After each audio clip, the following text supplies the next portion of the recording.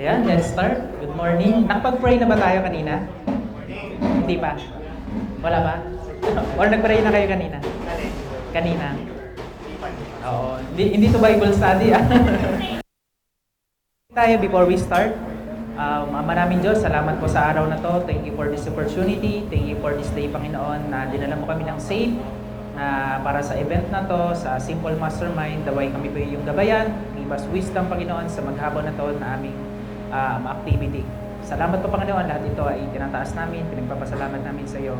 In Jesus' name, Amen. Ayan. So, sa mga hindi pa nakakakilala sa akin, sino yung hindi pa nakakakilala sa akin, taas ang kamay. Isa, dalawa, tatlo. So, papakilala ko sa inyo, my name is Jay Gregorio. And sa ginagawa ko na online business, ay online business since 2016. And yun din yung kauna-unahan kong gumamit ng mga paid traffic. So, sino dito yung nakasubok ng mga bandang 2015, 2016 na mag-ads na? Ayan, di ba? Ibang-iba ngayon, no? Ibang-iba dati yung cost ng ads, tapos madali siyang gawin. Tapos yung results, ang ganda ng results before. Ngayon, nakaka-generate ako ng click, less than 5 pesos. Okay na ako doon, 5 pesos to 10 pesos. Pero dati, cents lang talaga yung clicks na na-generate namin. So, ibig sabihin, pabago-bago yung ginagawa natin. Di ba?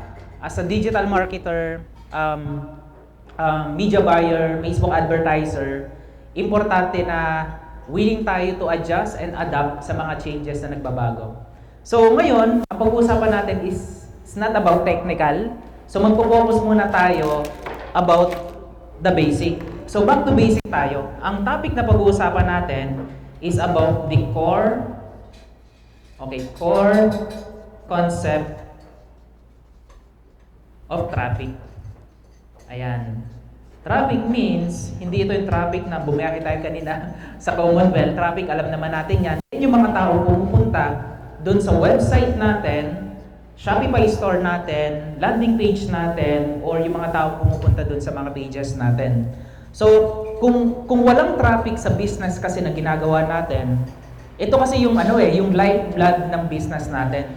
Naniniwala ako doon na kapag hindi ka nagpapunta ng traffic doon sa mga product or services mo, walang sales, walang bibili.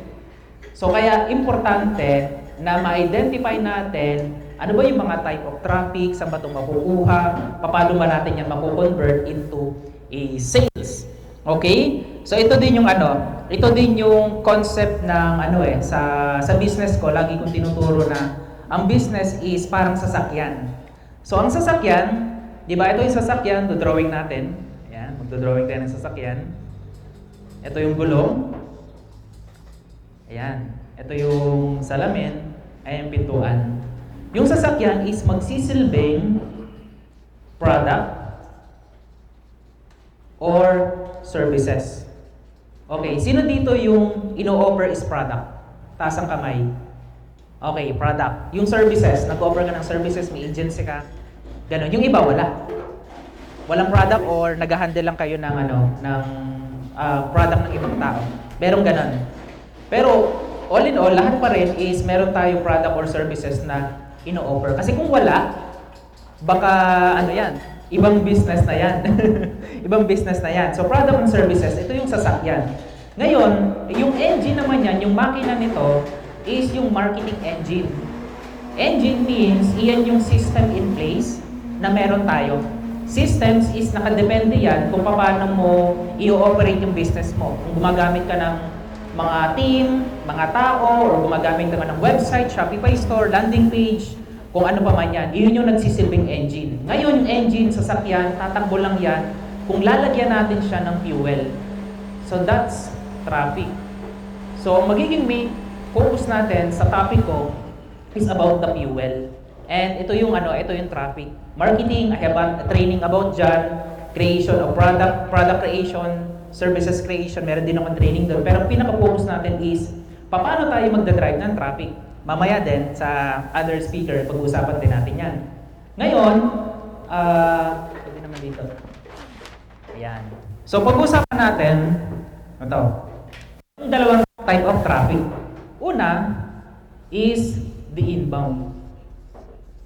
Alam ko yung iba, alam na to eh. Pero gusto ko lang talagang magbalik tayo dun sa basic. Ano yung ibig sabihin ng inbound traffic? Para may ano tayo, may interaction. Sino yung nakakaalam? Taas ang kamay. Taas ang kamay. Di ba ba? Ah? Ano lang, guess lang. Ano yung inbound traffic? Mga pumapasok. Kasi Pumapasok. Okay. But inbound traffic, yun, tama yan. Inbound traffic is actively seeking for a solution. Ibig sabihin, example of inbound traffic is itong Google search. Ayan, Google search. Ibig sabihin, naghahanap sila ng solution dun sa mga problems nila o naghahanap sila ng product na gusto nilang ibilin. Based on keyword, kasi nagtatype. Meron din naman sa YouTube yan na nag-work din yung inbound traffic. Yung pangalawang traffic naman, okay, bago tayo pumunta dun sa isang traffic, which is yung outbound traffic. Alam nyo ba, sa Google, meron niyang 5.9 billion. Wala nyo to ha? A day. And then 5% clicks a day din yan. Imagine, 5.6 billion base kay ChatGPT, kanina tinanong ko. Pero tama din naman yung search ko. Tama din si ChatGPT. So 5% yung click niya, so mataas na rin, mga around 280 million clicks a day. So na-compute ko yun ha. 280 million clicks a day yun. So ibig sabihin, yung potential pagdating sa inbound traffic is limitless. Talagang malaki. And dito sa Philippines, iilan lang yung nakakagawa or gumagawa ng ganito. That's why si Joy nga may may Google Ads training Philippines, di ba? May mga kakilala ko na nasa real estate, ito yung ginagamit nila. Kasi nga, tamang-tama yung inbound traffic kasi nga, example, meron kang property na ino-offer dito sa Commonwealth. Ipo-position mo ngayon yung keyword, exact keyword sa Google, then pag naghanap sila, ikaw yung unang-unang makikita nila sa Google. Iyon yung ibig sabihin ng inbound traffic. Ngayon, second is, kung may inbound, meron ding outbound. Ayan. Okay, ano naman tong outbound traffic? Ayan. Ibig sabihin, ito na yan. Ang best example nito is yung ginagawa natin. Facebook, TikTok ads, or ads yan. Ayun. FB ads, or TikTok. Ibig sabihin, pinupush natin ngayon na ipakita yung advertisement natin sa mga tao. Directly, pinupush na natin. Hindi yun naka-base dun sa intent nila na naghahanap sila ng problem or solution dun sa mga problems nila. Kaya outbound na siya. Ayan, FB ads, TikTok ads, ilang examples niyan. Okay? So ngayon, merong traffic temperature, pag-uusapan natin to. Para pwede kayong mag-note and magagamit nyo to kapag meron kayong mga training. Okay, meron traffic temperature. Ayan, kala nyo, traffic temp. Ayan. Unang-unang temperature is yung call. Ayan, call traffic. Ayan. Ibig sabihin, ang call traffic, ito yung parang walang kaalam-alam kung ano yung binebenta natin, hindi sila aware kung ano yung meron tayong services or product na binebenta natin. And majority ng mga call traffic na nakakakita ng ads natin is nasa Facebook. Kasi 90+% ng Facebook na ina-ads natin talaga is not exactly aware sila sa pinapakita natin. And kung minsan makikita natin kapag nag-a-ads tayo, marami nag-i-inquire, marami nag-i-engage, pero hindi sila, parang walang kinalaman doon sa pinapapunta natin. Kasi nga, ganun ang platform ni Facebook. Hindi natin masasabi na kapag nilagay ko yung interest na to, ito yung papakita niya. Magkakaiba tayo ng interest, marami tayong interest. So, cold traffic siya. So ngayon, number 1 yan, identify natin. Ang next dyan is warm. Ito, warm traffic. Okay? So, tama. So, warm traffic is, ano na to, kahit papano is aware na sila na meron tayong binebenta or meron tayong product or services. Okay? Aware. May aware na sila. Example, yung warm traffic, ito na yung pwedeng, ano yan eh, pwedeng, sa Facebook ads, iyan yung pwedeng customer audience or interest or mga taong nag-engage dun sa page natin, mga nanood ng videos, warm traffic. So, kaya yung mga video buyer is nagse-segment yan. So, ito ginagawa ko rin to. Cold traffic, ito yung based yan sa interest, demographics, and behavior. So, talagang maramihan yan. 1 million, 5 million. Warm traffic naman is naka-base na to on custom audience. Custom. Itong maganda. Ito yung pinaka best traffic na kailangan nating makuha. Okay? Or dito, masarap magbenta. Ayan, hot traffic. Ito yung mga taong nandyan na, nag-aabang na lang paano bumili, paano, what's next, ano gawin. Sila na yung yung ready to buy eh. Kaya hot traffic. Traffic temperature is na-identify natin 1, 2, 3. Ang akala ko before, nag-ads lang ako, maglagay lang ako ng interest. Wala akong retargeting, wala akong remarketing, wala akong mga follow-up, sequence, ganyan. Nung hindi ko pa naiintindihan. So magkakaiba pala yung traffic. So ibig sabihin, magkakaiba rin yung marketing message and strategy na ibabagsak mo sa bawat traffic na to. Tingin nyo, helpful ba kapag yung cold traffic is hindi ka directly So magiging approach mo kapag interest-based, demographics, behavior, ang ginagamit mo sa ads is mag-focus ka muna sa parang engagement. Okay? Engagement muna. Wala ka munang ibebenta, ipapakita mo muna dahan-dahan yung product na binebenta mo. Pero kung titingnan natin, karamihan ng mga advertiser nagbebenta ngayon, example sa e-commerce, buy one, take one, buy this now, sale for today only. Agree ba? So, price increase after 24 hours, tapos ang target market nila, yung interest nila is cold traffic. Okay, may bibili doon, pero maraming taong nasasayang kasi nga, una, kapag cold traffic, hindi naman sila aware doon eh. Siguro mga bibili lang noon, parang iilan lang. Pero kapag warm traffic, kahit papaano, custom audience na yan, mas maganda na yung conversion. And lalo na kapag hot traffic is mas maganda rin yung conversion. Pero iba-iba yan ng advertisement cost. So dito, sa hot audience, dito na yung pinakamahal na advertisement cost kung talagang gagawin mo siya. Okay? So, learning ba? Nakuha mo yung concept ng traffic? Sino ngayon lang to narinig? Or narinig nyo na before? Yung traffic temperature, yung core concept of traffic, yung inbound and outbound. Meron bang nakakalam? Or alam nyo na lahat siguro? Next speaker na. Alam na ba lahat? Hindi. Ayun, sige. Okay, so, pag-usapan naman natin is about the, ito mas maganda to. So, tapos na tayo dun sa core concept. Pwede kayo magtanong, clarification after ng topic natin. Ayan, balik rin natin. Ang tawag dito is a funnel. Ayan. Tama, funnel. Yung una dyan is yung awareness. Ayan. So, merong awareness level. Second is yung interest. Interest. Tapos, next is yung consideration. Yan. And intent. Next one, extra dito, is evaluation. Kayo na bahalang maintindihan. Evaluation.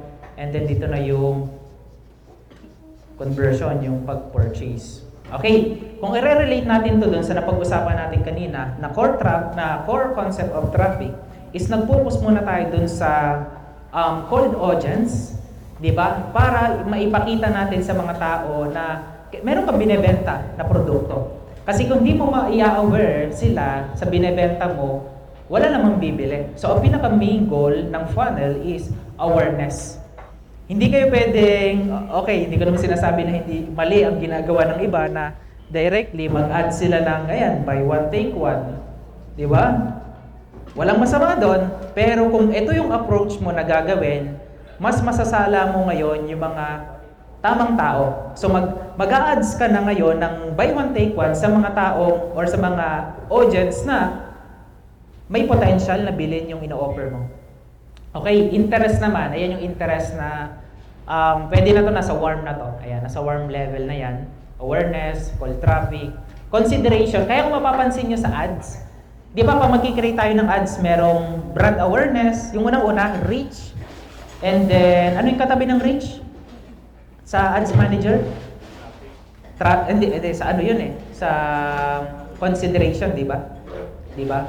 Reach, basta yun, reach. Isa yun. So, nag-update na yata. Next is, meron dong consideration. Di ba? Consideration, nagbago na rin siya, hindi na kagaya before. Dati yung consideration, nandun lang yung video views, nandun lang yung traffic. Ngayon, pinagsama na niya. So, alin yung dalawa? Doon naman sa, sa conversion na tinatawag, is yung nandiyan na yung conversion. Send message, nandun na rin. Magkakasama na rin sila. So, sinama na rin pero yun yung concept. May funnel din sa pag-run ng ads talaga. And kukunti lang ang gumagawa nito. Kasi nga, gusto natin, kapag mag-a-ads tayo, may benta ka agad. Okay lang yon. Kung ang product na binebenta nyo is general product, pero itong concept na binigay ko sa inyo is applicable to kung meron kayong personal brand, meron kayong mga brand product, or meron kayong agency, meron kayong mga company na hinahawakan, long term ang nakikita nyo. Hindi yung mabilisan lang. Nabibili siguro sa Divisoria, Baclaran, mga ganyan, pang buy one, take one na boxer, okay lang. Mag-direct conversion kayo or send message. Pero, kung gusto nyo ng talagang mas long term, dito kayo mag-focus awareness. Unless magko-conversion lang ako kung ang goal ko is per lead. Pero iba na yon. Ito, papakita ko sa inyo. Isang example ng ads ko, hindi ko na mapapakita sa screen. Okay, for example, ang product ko, tayo dito, software. Okay, let's say software ang product natin. Ayan, ito yan, negosyotoolkit.com. So, software siya. So, ang main goal ko dyan is awareness muna. Okay? So ito, hindi lang ako nakapokus sa paid ads. So ang awareness strategy ko dyan, una, meron akong paid ads. Ayan, FB ads to. Ayan, also meron din akong YouTube ads. Tapos, content. So tatlo. And marami pa, sa website ko nandun din. So awareness ang goal ko. Ngayon, ano yung main goal? Bakit ako gumagawa ng awareness? Para kahit papano, makilala nila yung ino-offer ko. Malaman nila, oy, meron palang negosyo toolkit, meron palang ganyan. So, aware sila. So, bago ko magpunta doon, ito na yung strategy ko. Next niyan is, okay, conversion na yan. Ito na yan. Conversion. Pero ang event doon is hindi purchase. So, ang event doon is pwedeng per lead, depende, or per booking. Maganda naman sa custom conversion ngayon, pwede na yung custom conversion. Kung na-try nyo yun, kayo na bahala mag-set niyan. Custom pixel yan. So conversion, per lead, per booking. Tapos dito, dahil conversion yan, ang strategy ko dyan, hindi yan nakasalalay sa automation lahat. So dahil per booking, ang goal ko, lahat dito is nasa booking calendar. Okay, may calendar dyan. Tapos, ito yan, Zoom. Ang kumakausap dyan is yung mga, pwede mong tawagin niya, sales team. Ayan, sales team, parang ganyan. So, pero nag-focus muna ako dito sa awareness. Hindi ako directly nung ginawa ko yung negosyo toolkit is nag-ads ka agad ako ng conversion. Hindi yun yung pinaka-goal ko. Ang goal ko is to create an awareness, to build the brand. Kasi nga, hindi naman ako yung mabilisan. Pangmatagalan yung goal natin sa brand na ginagawa natin. So dito, hindi lang company, yung brand na napopromote ko, yung software, kasama na rin yung personal brand mo. Kasi nga, ikaw yung naka-front dito sa product mo. Yun yung kaibahan ni Elon Musk sa mga other competitor like Toyota, GM. Kaya mabilis na ibebenta ni Elon Musk yung car niya, electric car, kasi nga siya yung pinaka-marketer ng business niya. Hindi na niya kailangan mag-invest pa sa marketing kasi nga marketer na si Elon Musk. Ganun siya kagaling. So kapag nag-post siya, so grabe yung nangyayari, bumabagsak ang ekonomiya sa US. Go-collapse yung ganun ka yung influence ni Elon Musk. So ayun, yung kakalimutan, ang goal ng awareness is, ayan yan, bonus to, is to build brand. So hindi sayang, walang benta, walang sales today kasi awareness lang yung ads ko. Walang sayang doon. Kasi nga nakakapagtanim ka, nakikilala ka kahit papaano. And then ang pag-build the brand, hindi yan 1 to 2 months kilala ka na. It takes time. It takes time bago makilala yung brand mo. Matagal. Pero kung meron kang malaking budget, kagaya ng mga big businesses like Netflix, ayun, ano pa ba? Disney, kanina nakikinig ako sa Spotify, yung Business Wars, pinapakinggan yun, recommended yun. Nandun yung mga strategy ng mga big businesses na paano nila siya paano binil yung brand, paano sila nagsimula. Matagal talaga ang branding kahit na malaking company pa yan. So ngayon, aware na tayo na may ganun pala, meron ng So questions, meron akong questions. Okay, question tayo. Which traffic, una-una na lang sumagot which traffic type refers to people who are actively seeking a solution? Sino yung unang makakasagot? Nakinig. Sige, taas ang kamay, bibigay ko yung mic. Meron?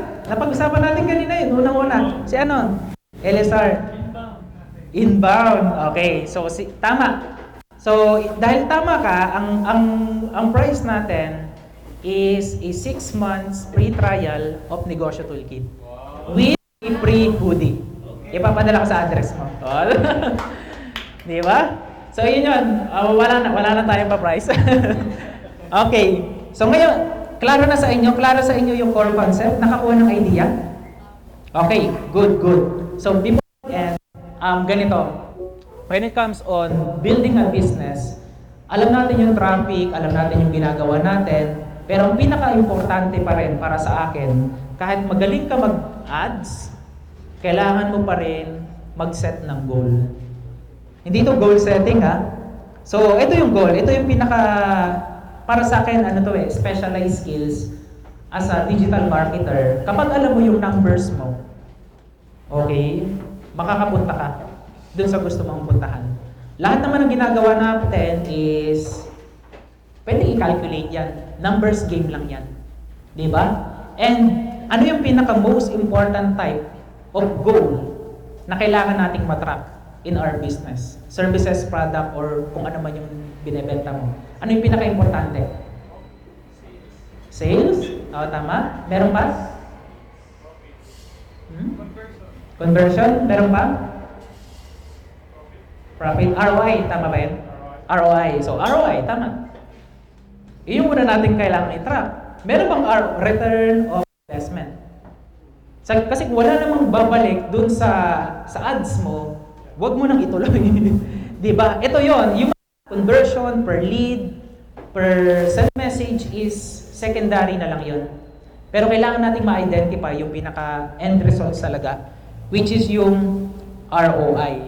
So yun, yung pinaka-importante sa akin. And ngayon, para makuha nyo yung ROI na to, hindi ko mapakita sa screen kasi hindi pa naka-ready pala. Meron akong pre-calculator, si Joy, alam ko meron na nito.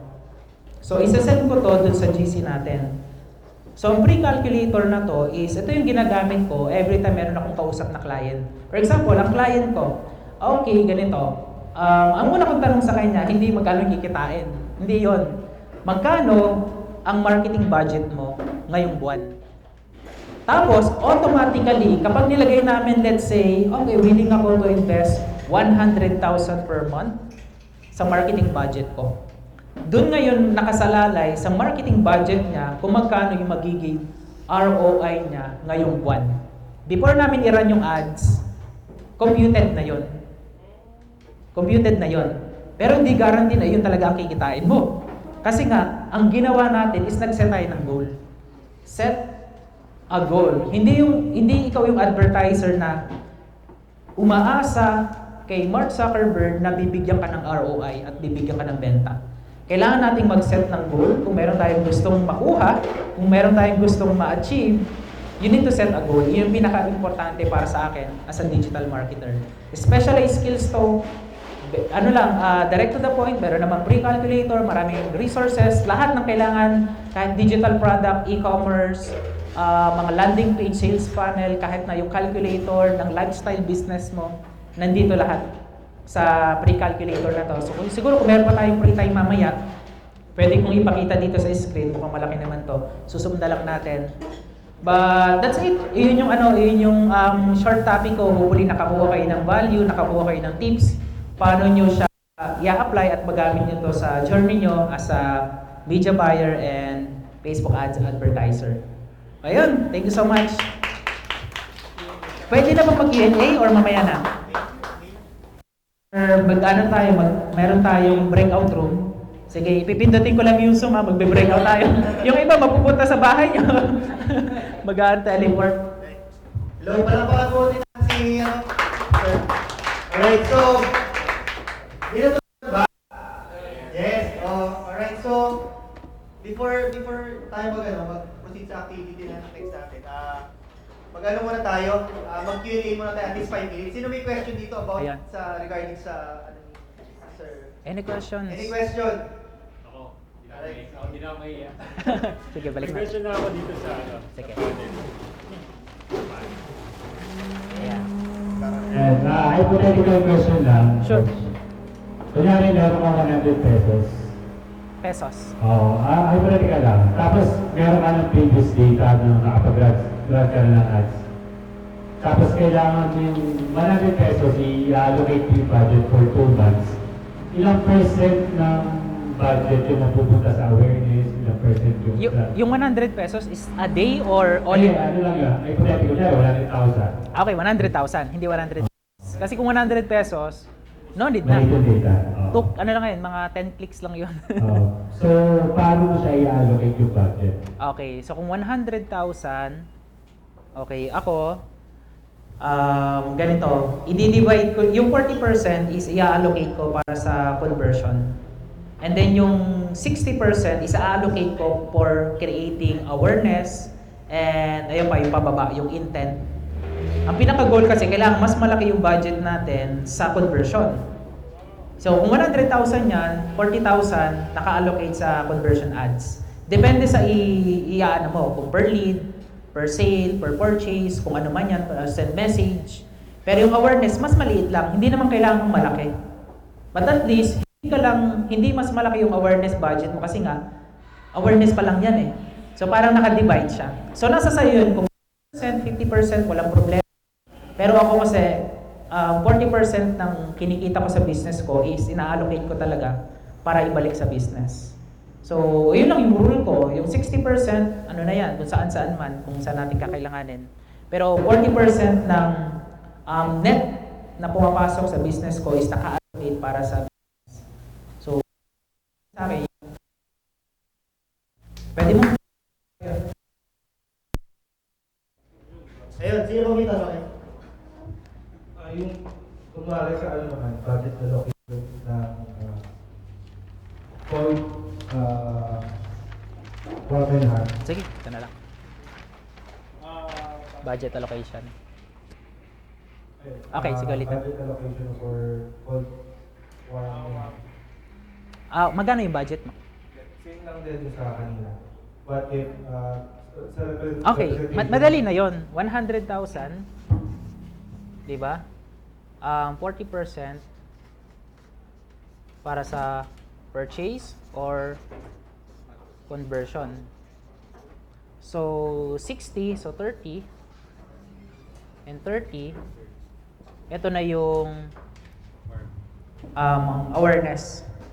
So So, pwede kang gumamit ng mga ads campaign like reach, video views, engagement, and so on. So, mix na yan. Pwede mong pagsabayin yan. Tapos ito, siguro traffic. Video views and traffic. Awareness and reach. Ayun. Views. Meron yan. Ito, sobrang effective sa amin to before. Yung meron kami pinopromote na network marketing. Ang ibang ginagamit ng mga ibang members namin and other competitors is engagement lang. Pero nung tinry namin yung video views, sobrang sobrang laki ng ROI kasi ang goal namin is send message. Mas maraming makaka-view kasi ng videos mo ay na maganda dito, magbabayad ka lang every time may 3-second views dun sa ads mo. So, yun yung allocation ko. 30, ilan mo dyan, kung saan mo siya dadalhin. Reach, video views, kung gusto mo 60% sa or engagement. So, nasa sayo naman kasi yun, yung views talaga. Ang ano natin. So, 1 month to, budget to in 1 month, kailangan maubos. And dapat in 1 month, makuha mo yung ROI. So, madali lang yun kasi nasa calculator. Madali siya makompute kung napapakita ko yung calculator sa inyo. Kapag nilagay natin yung 100,000 ngayon, nakalagay na doon yung CPA, customer per acquisition, cost per lead, cost per traffic, cost per conversion, ilang conversion, and ilang yung purchase per month. Pati yung CPP nandun na rin. Auto-compute siya.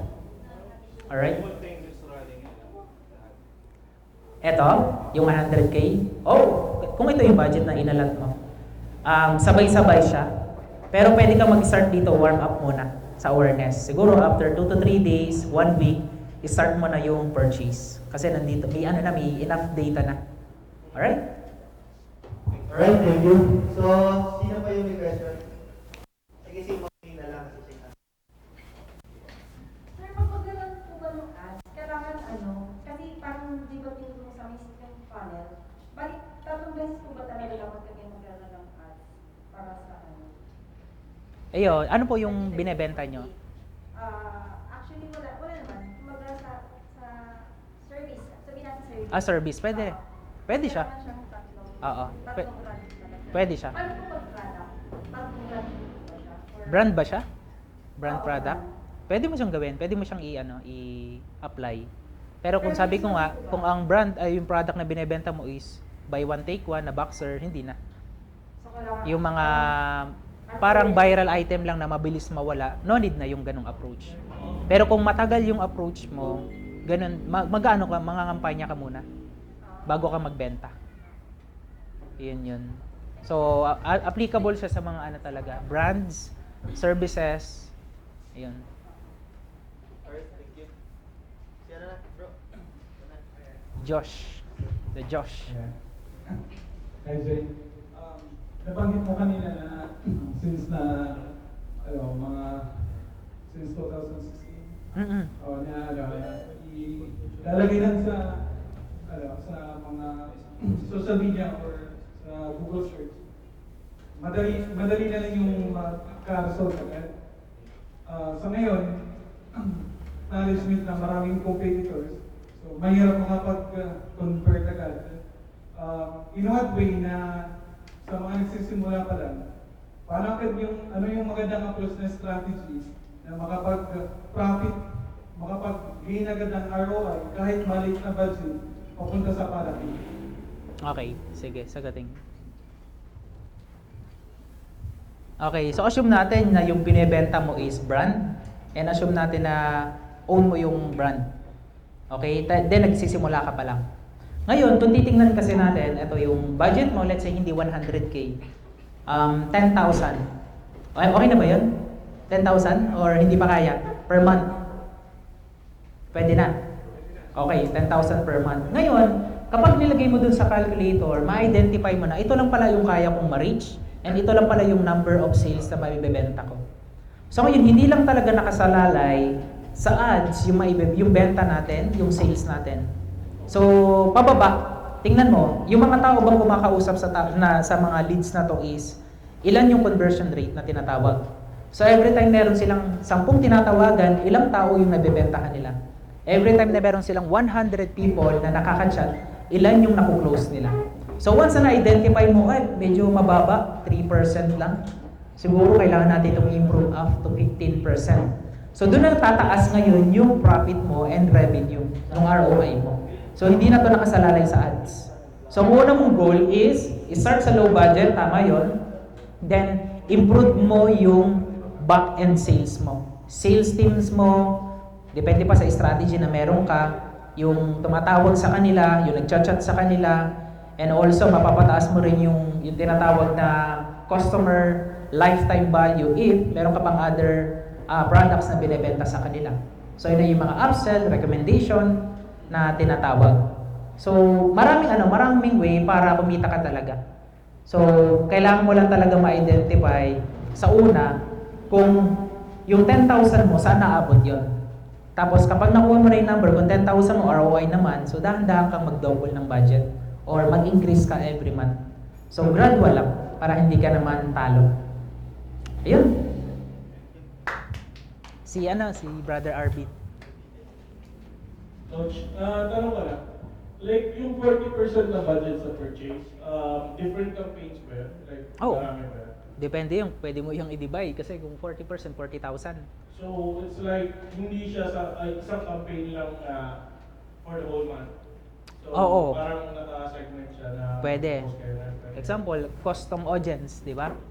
Pwedeng yung mga taong nakapanood ng video, mag-run ka ng retargeting. Yung mga taong naka-visit sa website, mag-run ka ng another retargeting or another campaign. Pero iba-ibang creative din. So, alam naman natin yan. So, hindi lang talaga siya isang video kasi hindi magiging okay ang conversion mo kapag isang creative lang. So, kailangan marami para hindi tayo nagkakaroon ng ad fatigue, di ba? So, marami dapat. Ang suggestions nga every week, kailangan meron kang bagong ads na nilalabas para mas maganda. Fresh lagi yung ads natin, ad copy. Videos, images, kung ano man yan. Alright, thank you. Meron ba? Ayun, sige. Bro, Anong format mo, coach, sa structure ng high school? 1-3-1, 1-3-3? pag start, from the starts, 3x3. Ayan, 3x3 method. Ito lang yun. Mabilis lang naman to. 3x3 method. Tawagin natin 3x3 method.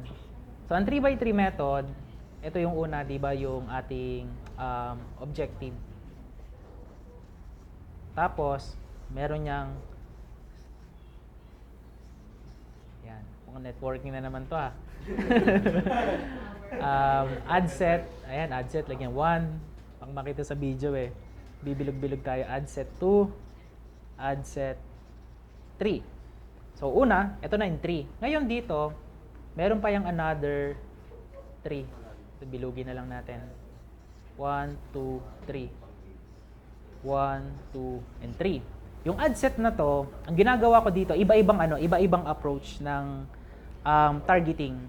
'Di ba meron tinatawag na yung precise? Ibig sabihin, lagay mo dito kung ang target mo na mga motivation na binebenta mo kung sino man yan, pwede mo i-target si Chinkitan. 'Di ba? Chinkitan, mga followers yan, mga negosyante. Okay? Kung nagne-networking ka, Chinkitan. Si AdSet 1 naman is parang flex targeting. Pwede mong i-target si Chinkitan plus business owners. So kapag business owners, malaki yan, ilang million yan.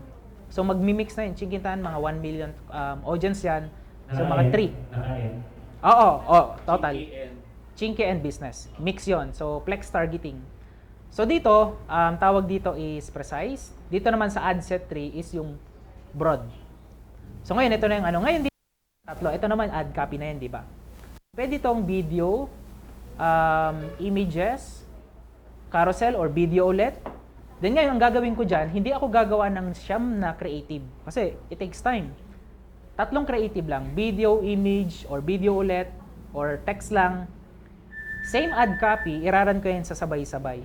Then iraran ko to sabay-sabay, kaya magiging 3x3 method siya. Ang gandahan sa ganitong approach is nagte-testing ka. So sa budget naman, hindi naman kailangang malaki ka agad kasi nga testing pa lang yan. Let's say, 250 per day. Ayan, 250 per day. So, 750 per day. Or 333 a day. So that's 1,000 pesos a day. So yung 1,000 pesos a day mo, iikot yan. So hahayaan ko siya ng 3 to 7 days. Ngayon, makikita mo dito ngayon kung sino yung effective. So na-identify mo na okay pala si Chinkitan lang, or okay pala yung broad, or okay pala si ito. Or pwede mo pa yung dagdagan ng 3x4 method. Lagay mo dito yung Mumu method, yung walang interest. Di ba? Ayun. Ikaw bahala magdagdag sa method. Pero ito yung nag-work sa akin.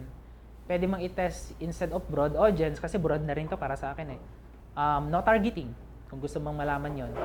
So ayun. Yan yung method. 1,000 a day. Ano na to? Good na to para ma-implement. Hour. Alright, final question lang, Sir Jay. Sure. Di ba, considering na first time ka magra-run ng ads, okay? Hmm. So, it means, di ba, parang sabi natin, etong tatlo lang yung ginawa mong ad creatives. Di ba? So, since hindi mo pa natetesting to kung i-approve ni Facebook, isi-set up mo siya isang setup pa lang, o etong tatlo muna, tapos saka mo siya gagawin? Pa-approve ka muna. Etong tigi Oo. Kasi para makuha mo yung Yeah. copy, yung ad ID. So, kung... Adset 1 muna. Adset 1 muna, i-run mo yung tatlo na yun. Oo. Yes. Pag na-approve na, kasi pag niran mo lahat yan, damay-damay yan. Pero kung sigurado ka naman at meron ka na before na mga running copy, tama yun, yung ganon. Objective, let's say, send message. Baba, adset 1, business owners or skincare plus beauty. Okay? Submit. Mabilis lang naman ngayon mag-approve eh. Isa-isa, sabay na itong tatlo na to. Sabay-sabay to. Sabay Oo. Oo. Isa lang. Okay na, madali lang mag-duplicate. Duplicate mo yung ad set, then i-point mo na lang dito yung mga existing copy. Ganun din dito. Dagan. Tatlo lang kapag 3x4 method. Parang ka na nun eh. Ang dami mo nang tinetest. At least sa tatlo, magde-decide ka na lang kung sino yung ikikip mo at i-scale. Okay, thank you. May question ba? Ay, sisi. Regarding sa, yung testing method eh. So, ang gina-target natin dyan is yung cold audience. Tama. Then, once we scale, i-scale na tayo. So, how do you set up your schedule? Okay. So, iba-iba ng approach yung magiging scaling. Una, pwede kang magdagdag ng budget sa ads mo, sa ad copy, sa ad set, or sa campaign, CBO. Ako, ang the best sa akin at lagi kong ginagawa is dinuduplicate ko lang yung ad set. Nasa sayo, example, effective na, okay na ako kay Chinkitan, yan na yung nag-work sa akin. Dito, meron akong cost per message na 20 pesos. Meron ditong 25 pesos. Pero kay Chinkitan, precise targeting, meron lang akong 5 pesos. Yan na. I-ano ko na. 333 pesos, maliit yon kasi 5 pesos lang. So ngayon, i-scale ko siya, duplicate ko siya ng 2. Next day, duplicate ko siya ng, depende kung magkano yung budget ko, kailangan nakatingin ka pa rin sa monthly budget mo. And then, optional na i-exclude mo yung mga taong pumupunta or nag-engage dun sa page mo, nakapanood ng video mo, nag-engage sa page mo, or pumunta dun sa website mo. Nag-work din naman sa akin yun. Yung ini-exclude mo yung mga custom audience sa mga next na i-duplicate mo para hindi na to ipapakita pa ulit. Or ipapakita pa rin, pero ma-minimize yung mga taong paulit-ulit na pinapakita yung same ad. Kasi nag-exclude ka dun sa custom audience. Ginawa ko siya dati dun sa product na binenta namin, yung coffee, tapos sa skincare product na binenta ko rin. Yung mga kasabayan ko, hindi sila makabenta. Pero yun lang yung approach na ginawa ko. Skincare, then wala ako ibang targeting na nilagay, interest, skincare pa rin. Pero nag-exclude lang ako. Then, nagraran ako doon, nag-start ako from 1,000 up to 10,000. Sa skincare, interest, wala nang iba. Ayun. Ang binebenta namin doon, yung cream. Ayan, sa skincare yung target ko, nag-work siya. Tapos sa coffee naman, ganun din yung naging approach ko. Hindi na ako nag-iisip ng another interest, basta in-exclude ko na lang siya. Ang tinarget ko sa slimming coffee na binenta namin is, interested about sa exercise, mga ganyan. Interested about sa mga health conscious, mga ganun. Para maiwasan ko. And maganda, nakakakolek ka na kasi ng data. And dapat, ayun, nagpipixel din kayo. Yung pixel naman, nandyan na yan eh. Tapos custom audience, iniipon nyo lang. Para by the time na mag-level up kayo ng marketing nyo, magkaroon kayo ng website, funnel, meron na kayong mga list or audience na pwedeng pakitaan. So, mas okay na yon. Yan. So, daming pwedeng gawin. Malawak ang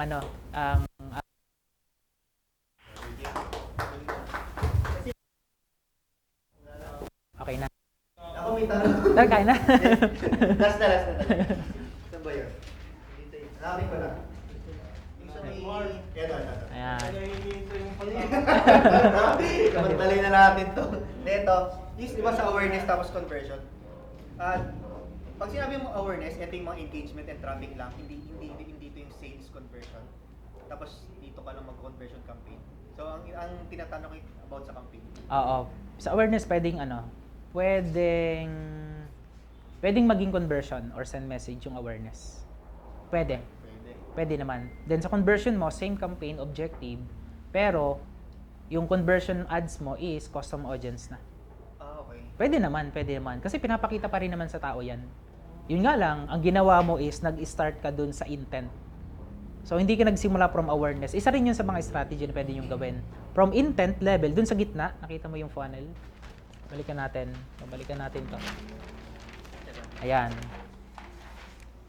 From here, ayan, ginump mo. Kasi meron tong objective na pwede silang mag-send message, pwede na silang bumili, minix mo na siya. Paakyat ka. 'Di ba? Paakyat ka. So ngayon kung nakakaakyat ka na, okay 'yon. 'Di ba? Hindi ka nag-start from here pababa. Okay naman yung approach na 'yon. Pwede ka rin magsimula dito sa purchase kaagad, paakyat. Pero kapag gusto mo talagang makuha yung best data, eto medyo magastos. Pero eto nga, yung tinanong mo na yan, walang problema dyan. Nasa sayo pa rin naman yan. So, i-test mo lahat kung ano yung mag-work sa'yo. Then, nakadepende rin sa product mo talaga yun. Yeah. Okay. Nakadepende. And last na, Sir J, tungkol doon sa, yung sa network marketing na sinabi mo. Tara. Sa dati yung, yung... May networking ka ba? Wala. May client lang ako nasa networking. Okay. Yung sinasabi yung video views, ano yung engagement lang ba yun? Yung ginagawa niyo? Or direct conversion? Ang video views kasi dati meron siyang send message, no? Yeah. Meron pa ba ngayon? Wala na. And hindi ko pa na-try. Wala na, no? Yung video views. Parang kapag from scratch ka, wala. Wala na. Views lang. So, ang magiging nun is engagement, like, comment, and shares. So, pwede mong gamitan ng bot yon na automatic ma-page responded privately or engage mo lahat ng magme-message. So, dati kasi pwede yung send message.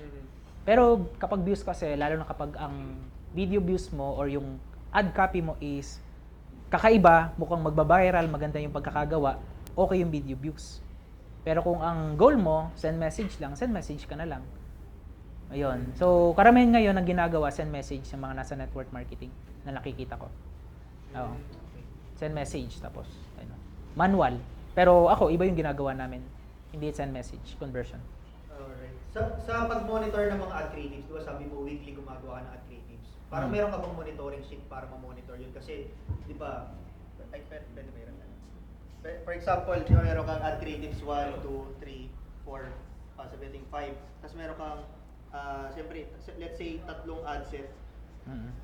Ngari, ad set A, ad set B, and ad set C. So, meron ka bang monitoring para ma-identify sa kanila alin dito yung for example, yung ads 1 tinesting mo kay ABC. Meron ka bang monitoring na pwede na for example si ads 2 pwede mo gamitin kay B? Ako wala akong ginagawang ganyan. Pero yung iba gumagawa niyan Okay. para makita mo lang yung yung data lang. Yeah. lahat. Pero Optional naman.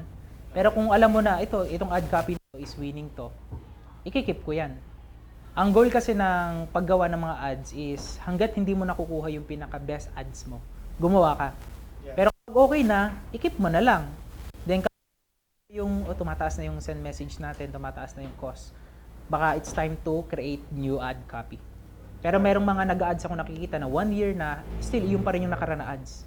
Kasi nga effective pa rin sa kanila. okay. May mga ganon, pero hindi talaga siya magiging matagal na matagal, aabot ng taon, 2 taon. Same conversion, same ad cost pa rin yung nakukuha mo darating yung time na tataas talaga yan. Yun. So, yun lang sa akin. Direct to the point. Hindi na ako gumagamit niyang ganyan. Thank you, thank you. Yun lang. Alright. Wala pa natin si Coach Jay. Alright. Wala na.